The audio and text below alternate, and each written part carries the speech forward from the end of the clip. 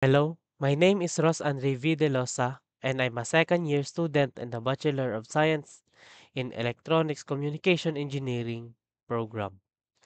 Today, I'll be talking to you about a topic from advanced mathematics that you might find really interesting, the alternating series test. So, mathematics is everywhere, especially in advanced fields like engineering. So, it's a tool we use to solve problems, analyze systems, and understand the world around us.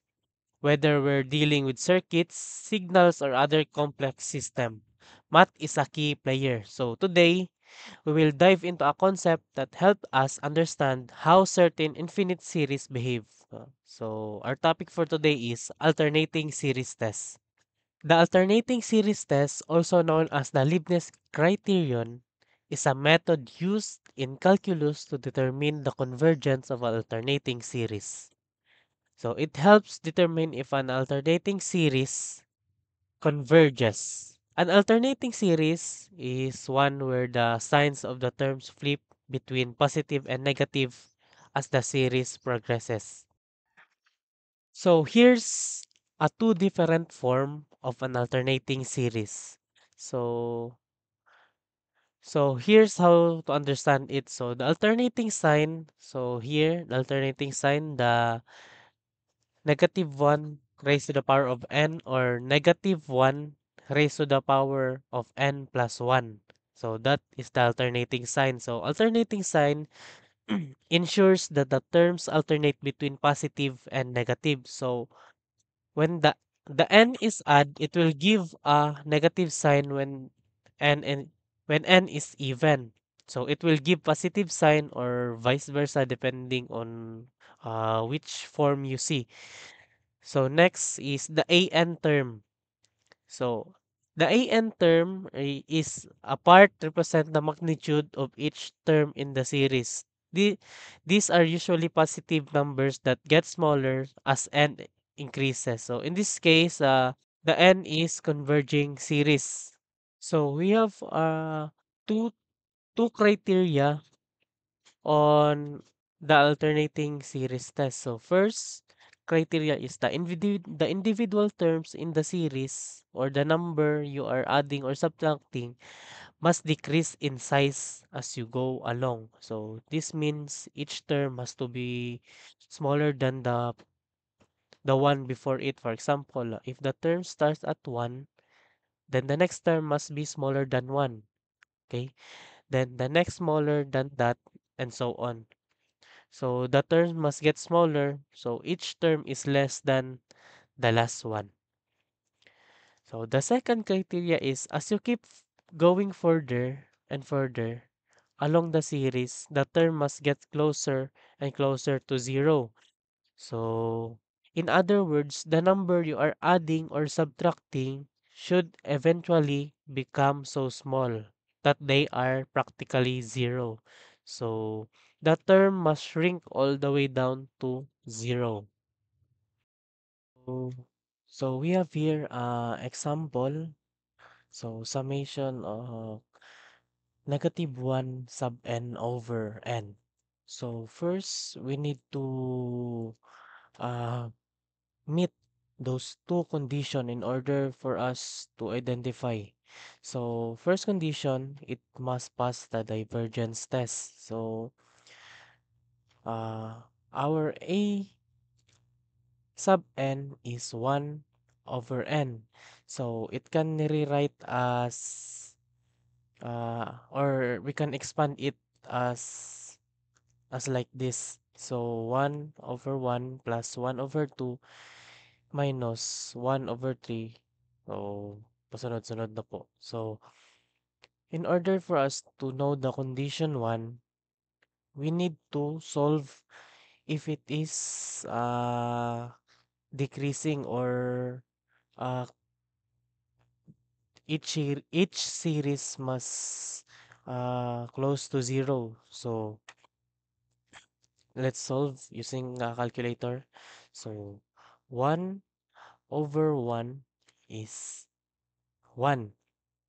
So next series is 1 over 2 is 0.5.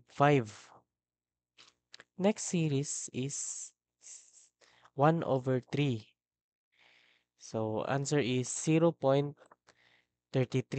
So the fourth series, 1 over 4 is equal to 0.25. So sa fourth series pa lang malalaman na natin na ang each series naga-decrease siya closer to zero. So therefore, condition 1 is satisfied. So next, we will move on to condition 2. So our condition 2, the sequence must be decreasing. So we will use our a sub n, which is 1 over n. So we will use that series to get the limitation. So we will substitute the n to infinity. So here, so limitation of 1 over infinity. So what is the limit of 1 over infinity? So the limit of 1 over infinity is 0. So therefore, condition 2 is satisfied. Since both conditions are met or satisfied, so therefore, our example number 1 is converging. So hello everyone, my name is Angelica Asidasma from the Bachelor of Science Electronics and Engineering. So now, I'm going to show you two more examples about alternating series tests. So let's start. So this is our second example. First, we need to find our a sub n. In this case, our a sub n is equal to 8n plus 2 over 2n minus 5. Now, let's apply the divergence test by evaluating limit n goes to infinity, 8n plus 2 over 2n minus 5. Since the limit is in the indeterminate form, we apply the L'Hospital rule, differentiating the numerator and denominator separately. We got limit n goes to infinity, derivative of 8n plus 2 over derivative of 2n minus 5. It equals to limit 8 over 2. Since the limit is not equal to 0, the alternating series test fails, meaning the series is diverging. Now, let's proceed to our final example.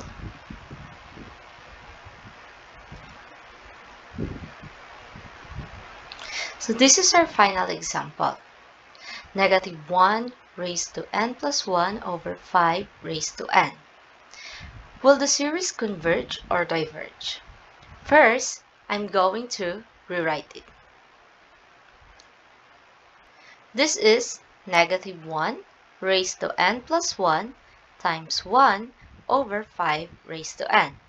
As you can see, this is now our a sub n, the 1 over 5 raised to n. So, just like before, we're going to start with divergence test. Let's take the limit as n goes to infinity 1 over 5 raised to n. Now, when n approaches to infinity, the limit goes to 0. So it passes the divergence test. Let's see if it passes the second condition, a sub n plus 1 less than or equal to the previous term. A sub n is 1 over 5 n to the n.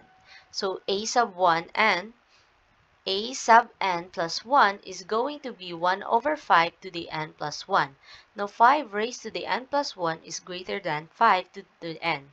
Therefore, 1 over 5 raised to the n plus 1 has to be less than and 1 over 5 raised to the n. So, we have decreased the sequence, so both conditions are met, which means the series is converges. That's the end of our video. Thank you.